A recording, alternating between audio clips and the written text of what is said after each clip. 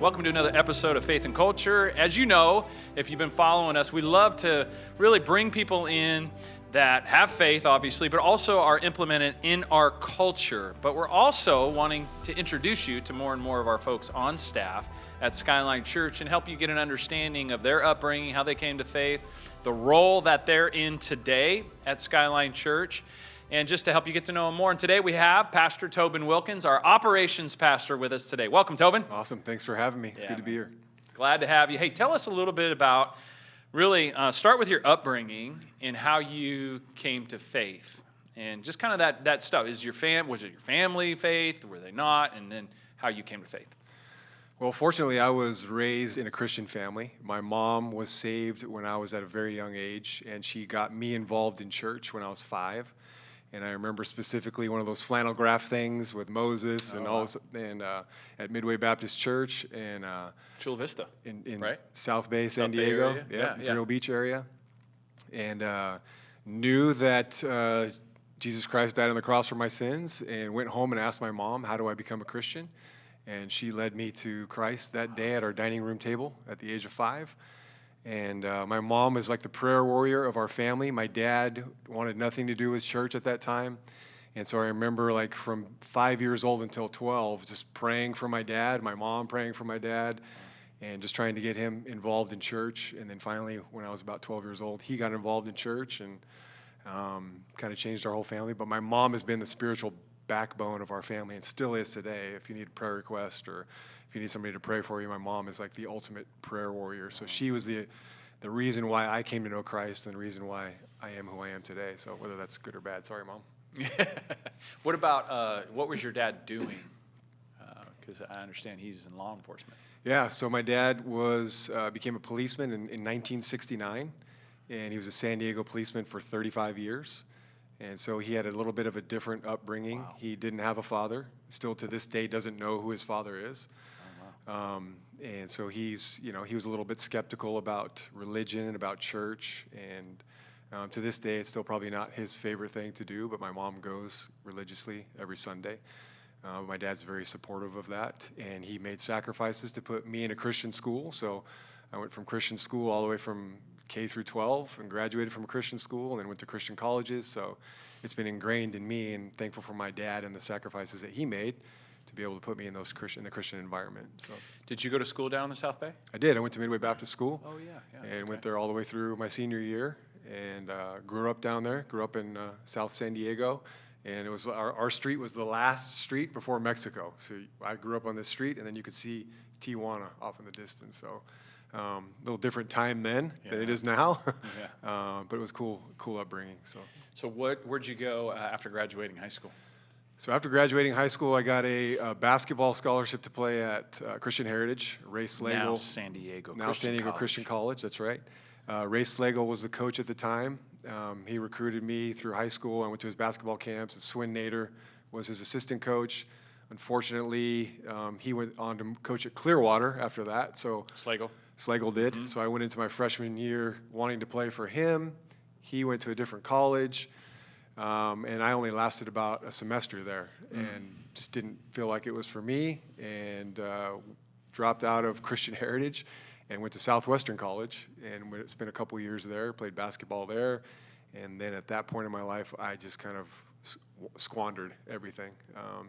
Stopped going to school, just wanted to get into the business world, wanted to start working, wanted to start making money. Knew that God had a plan for my life, but didn't think he could provide for me. So I went down the worldly road and tried all these different jobs, all these different these things that I thought would make me happy and make me money. And I did make money, but wasn't happy, and knew that I was missing that major component in my life, which was my faith and my relationship with Christ. And eventually he brought me I was still involved in youth group, and I was helping out in youth groups. I was helping out with the youth pastor and taking kids to camp, and still had an involvement there, and met the president of Pensacola Christian College at Ironwood Camp in the middle of hell, in the middle of Nevada. Oh. I mean, it was like 110 degrees. I don't know why I was there, but I was there. And he had some late night conversations with me, convinced me to go to Pensacola Christian College, sight unseen. And it was one of those God moments where he said, "This is what I want you to do. You don't need to worry about anything else. Trust me and follow me. And I did. I moved out of my apartment, sold everything I had, quit my job, and left in faith to go to Pensacola Christian College in Florida. And that's kind of that's not a typical Christian college. It is not. I mean, Pensacola is kind of Bob Jones South, right? If anyone Yes. knows Bob Jones University, very strict. Yes. Like just mention a couple of the rules. So, great question. So my first day there, I show up on campus and I'm trying to register for classes, and I'm waiting in a line to get my classes and register. And a guy comes up to me and he says, "Tobin Wilkins, right?" And I'm like, yeah. And he goes, "You need to trim your sideburns, take off that necklace, and go in and put on a shirt and tie." That was my introduction. I had no idea what the rules were. I had no idea. I just thought, I'm just hanging out in line, and my sideburns were apparently too long. I had hair at the time, so you couldn't wear a gold chain, so I had to take that off, and then I had to go put a shirt and tie on. What were you thinking in that moment? Like, I thought it was a joke. Yeah. I was looking around for the hidden camera, like, is John Quinones going to come in and say, "What would you do?" Like one of those type of things. Went back to my room, and then I slowly found out more and more about the rules and the regulations there. And for example, another one is they had a women's sidewalk and a men's sidewalk for after dark. So like if you went to a game, which was called a dating event, so you'd go to a game and watch an activity called soccer, where there's lots of ties. Anyway, you'd watch this game, and you could walk with the girl on the sidewalk beforehand, but after the game, if it got dark, you had to go back to your dorm on different sidewalks. And you couldn't talk to a member of the opposite sex after dark, nor could you touch them or do anything. So I remember going into what was called the Commons at the time, where everybody would hang out, and I would just walk in and try to make people feel uncomfortable. So I'd go in and put my arm around the girls, "Hey, how are you?" And they'd freak out because you'd get demerits for things like that. So it was a real test of my submission to Christ, because I had all these quote-unquote legalistic rules that were before me. Another one would be they'd wake you up at 7 a.m., whether you had a class or not. You had to make your bed, and they'd come in and check to make sure your bed was made, even if you didn't have a class.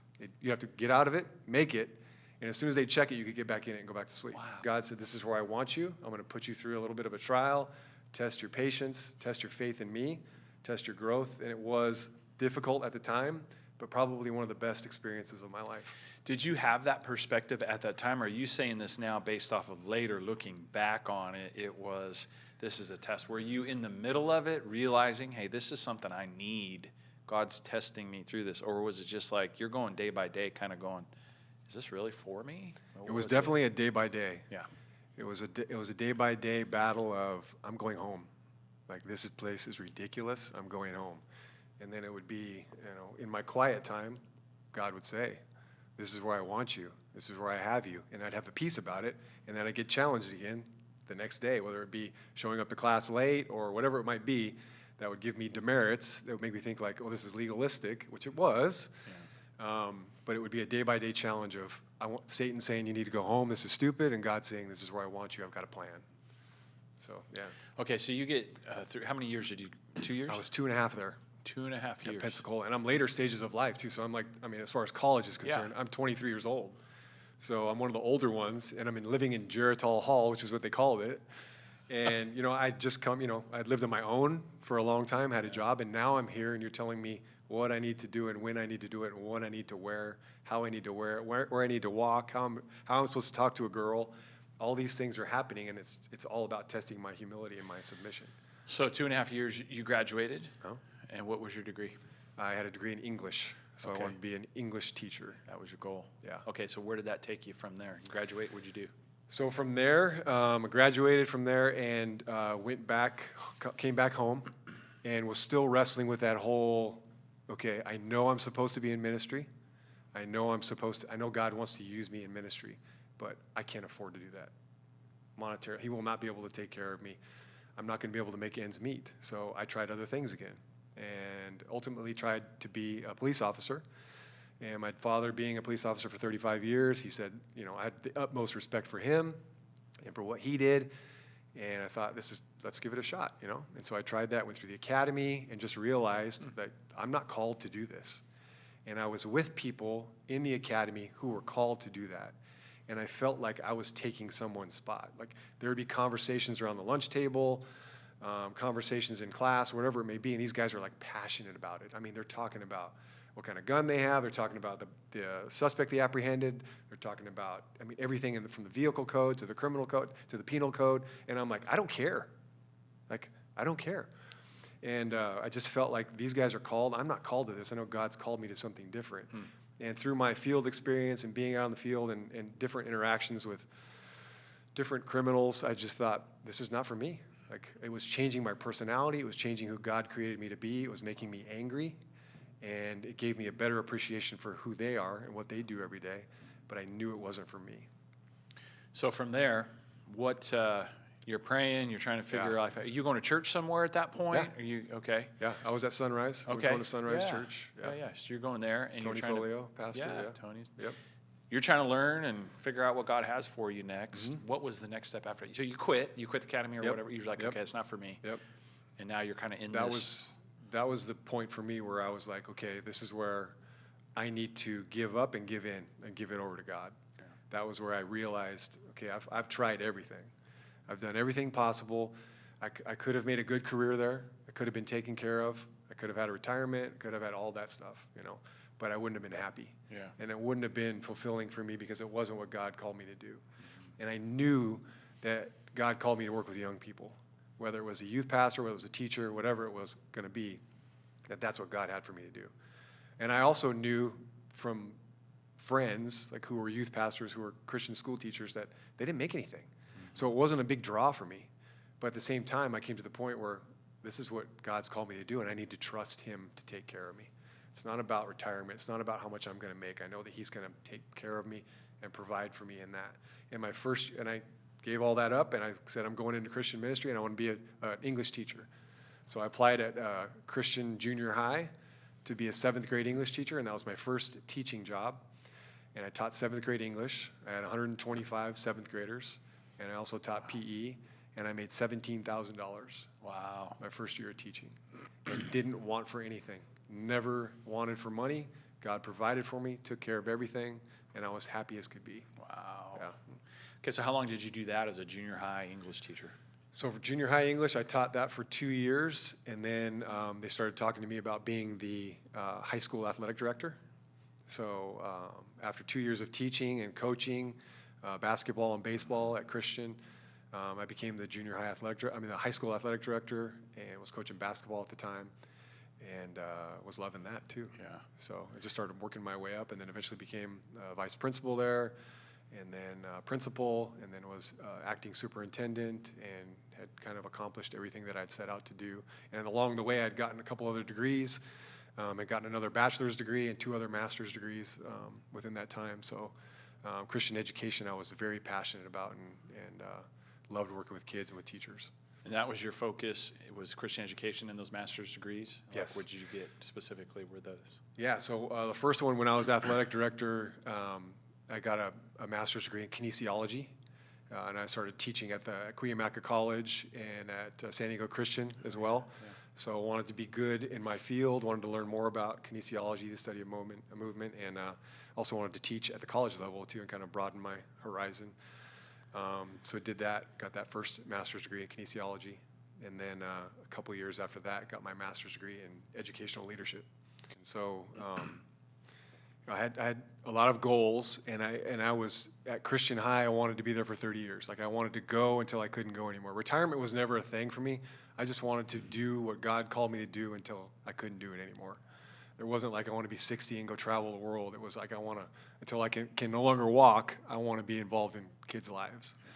And so I had this goal to just finish at Christian High, and I think I got so consumed in that, in getting to the next level and getting the degrees and having that status and being on top, that I lost sight of things. I lost sight of my family in the process. I lost sight of my wife. I lost sight of my kids, had 3 younger kids at home, and was working 12-hour days at the office and then coming home and spending 5 or 6 hours on my computer. So I'd be going to bed at 2 or 3 in the morning, answering emails, and it was wearing me out. And I just remember my wife going to bed at 9:30 at night and just saying goodnight, and me getting to the point where I wouldn't even hear that anymore, and she'd just be gone. And then I'd be immersed in an email and going, man, where is everybody? And then one day my wife sat me down, Lindsay, and she said, this is getting pretty serious. and I think it's time that you need to make a decision. You need to decide if you want to keep doing what you're doing, or do you want to be with us? And there's been no bigger slap in the face than that, or rattle my cage, and I'm like, okay, this is the real deal. And every other time she had she had a conversation with me about it, I didn't really hear it, but when she said you needed to choose between those two, it was a no-brainer. And at that moment, I'm like, okay, this is it. I can't do this anymore. I need to start making some changes with either the way that I'm doing my job now, or I need to make a change and get out of that. So I wrestled with that for a little bit, tried to make some changes, realized that what I was doing and the position that I was in was not set up for success. And had some rough conversations with the people that I loved at Christian High, the people that I had developed relationships for years there, and told them I'm making a decision for my family. I'm doing a decision as a dad and as a husband, and I've got to do what's best for my family. And so we started looking elsewhere. We started looking closer to where she grew up. She grew up in Granite Bay, Sacramento area. And we wanted to move up closer to her family, and found a good Christian school up there. And just to tell you, how God works, I took a $57,000 pay cut to leave Christian High and go to a smaller school, took a positional cut, and became a vice principal at Adventure Christian School. But it was one of the greatest decisions I've ever made in my life. Got my family back.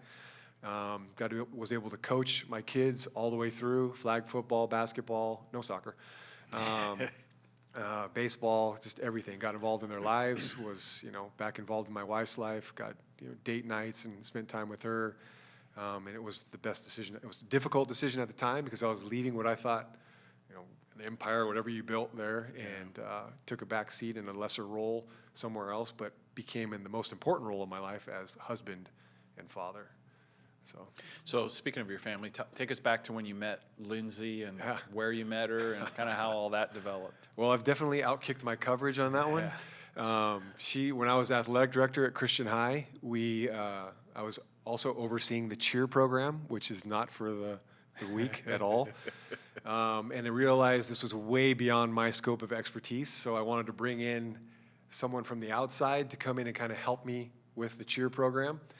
And so we had hired a coach from San Diego State to come in and coach our girls. And so I said, what if we brought in some San Diego State cheerleaders to come in and judge our cheer tryouts? Because the previous year, our cheer tryouts were a nightmare.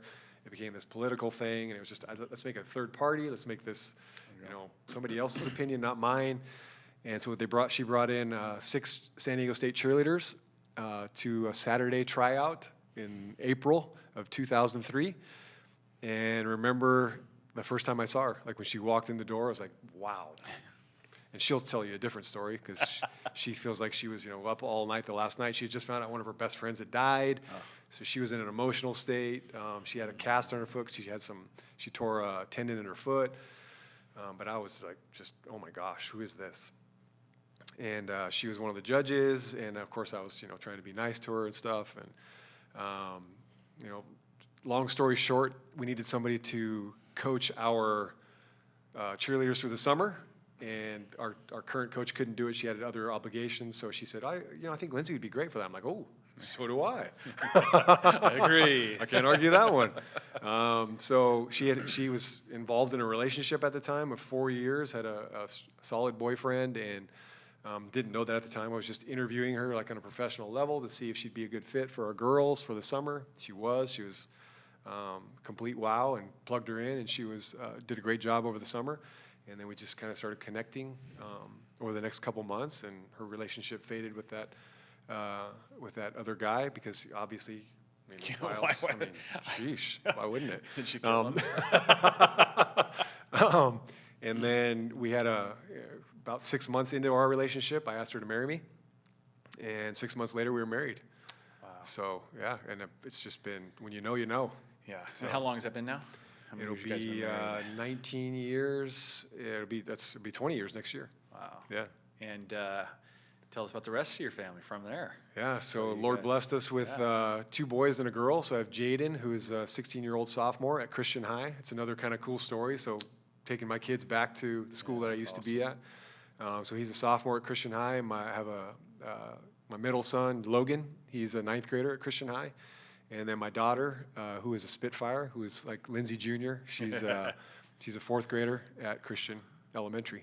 So it's kind of cool to be a dad now and to drive on the campus, know they're in trusted hands, drop them off and drive away. And it's a very comforting feeling to know that they're in good hands and walking in the truth. Yeah. So then you're up there in Granite Bay before you got here. Yeah. And take us from that journey, because I remember talking to you on the phone and just kind of thinking through. I felt like it was like God had put you on my radar about this role that we had, and just to give you a call and put a little seed, plant a seed, if that was something that God might have been doing in your life too, because it was just out of the blue.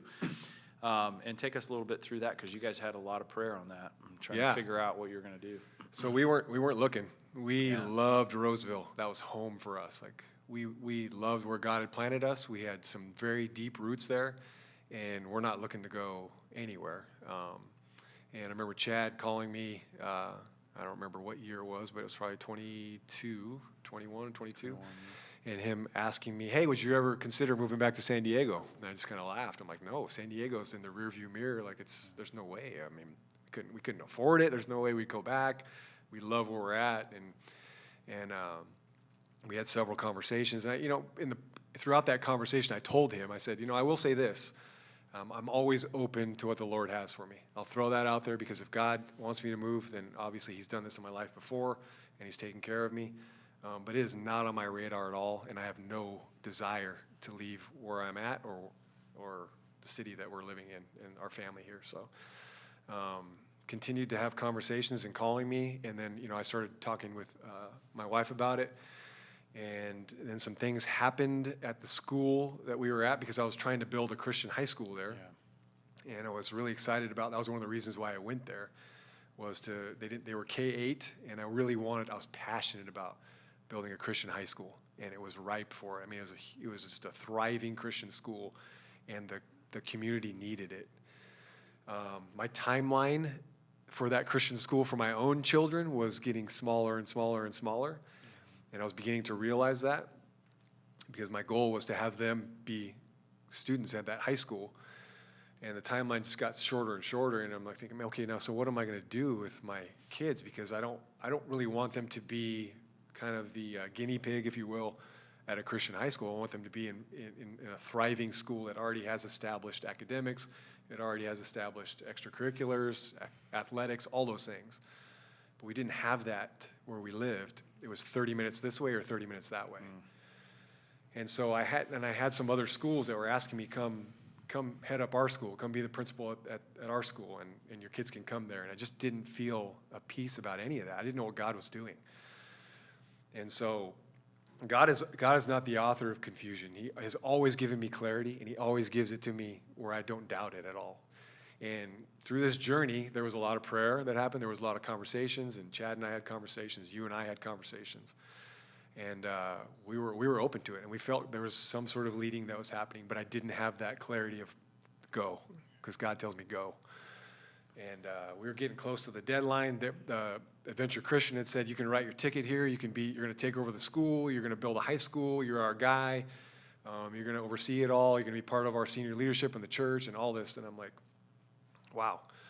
But I don't have a peace about any of that. So God, what are you doing? So Lindsay and I would write down lists of, okay, this is a San Diego list, and here's a Roseville list, and here's the pros and cons.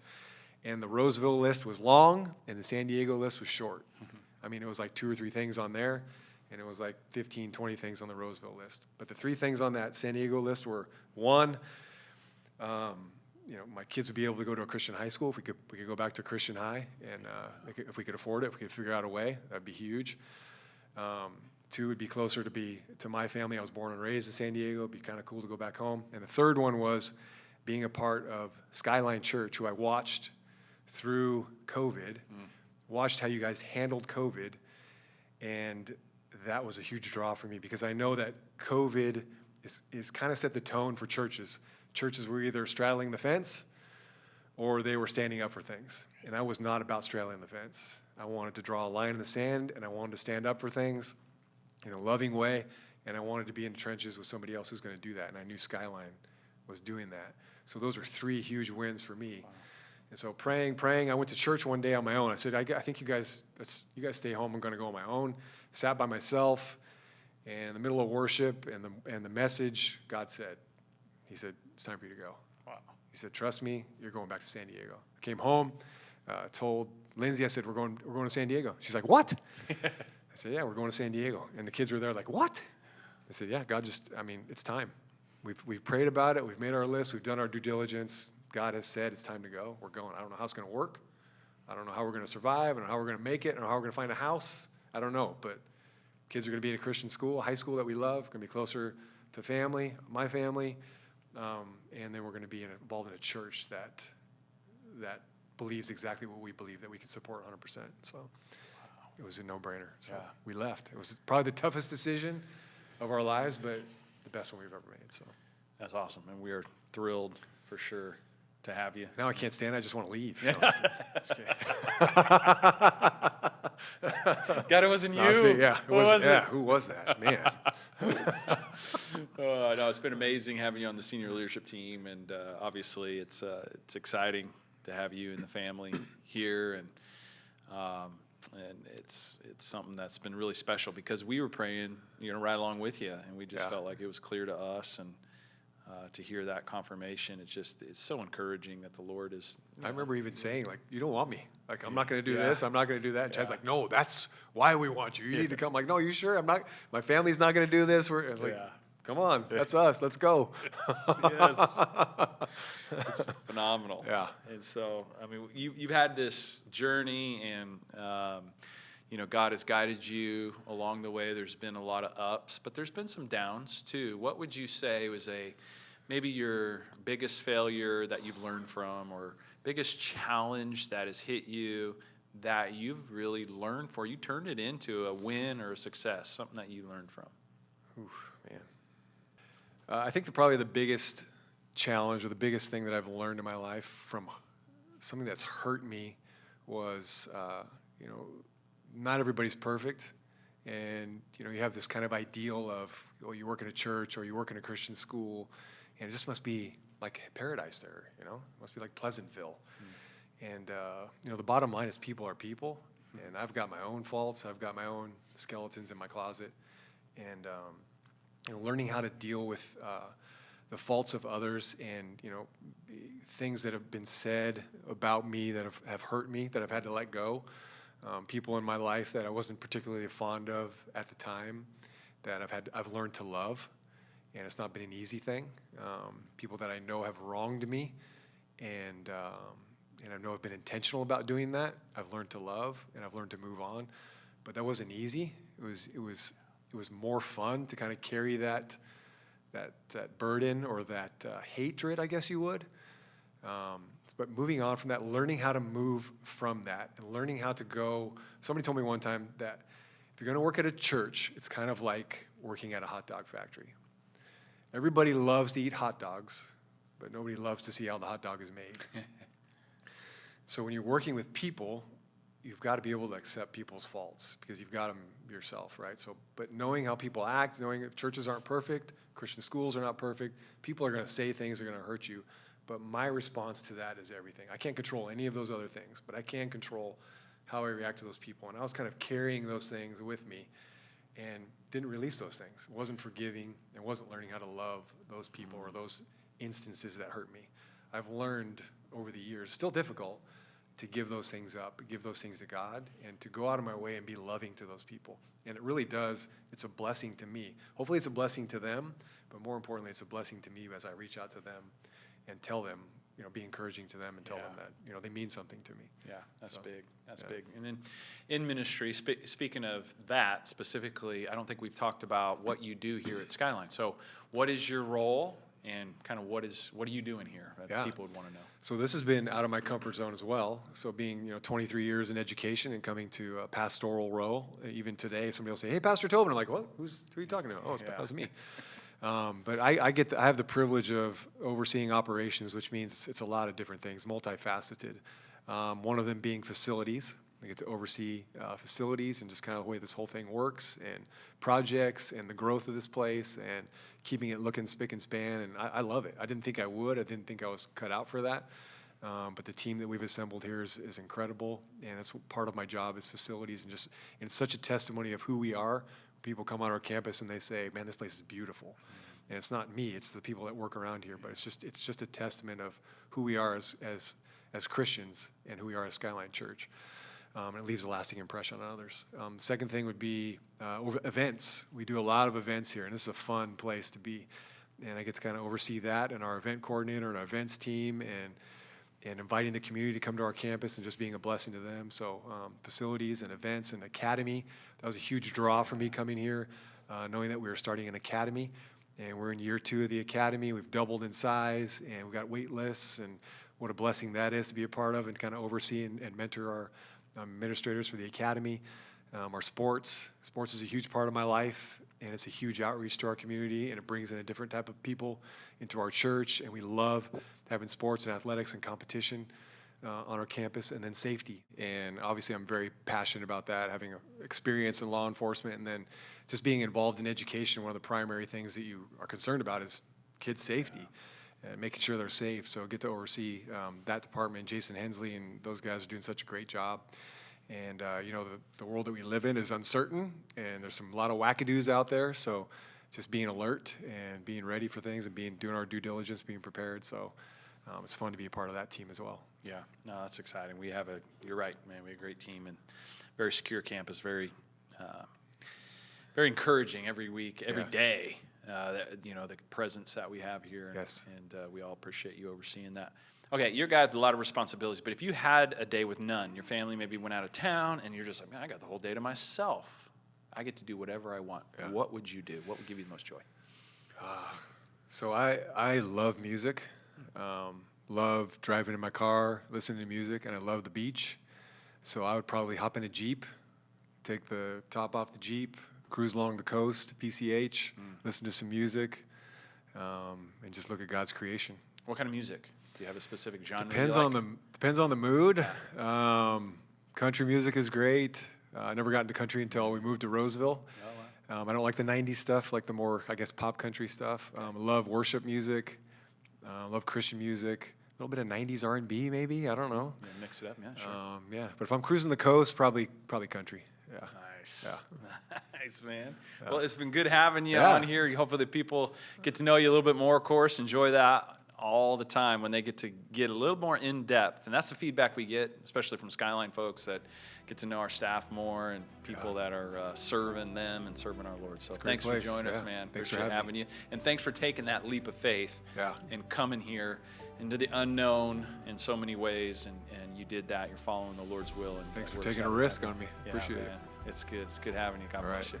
Thank you guys for joining us on Faith and Culture. We'll see you next time on our next episode. God bless you guys.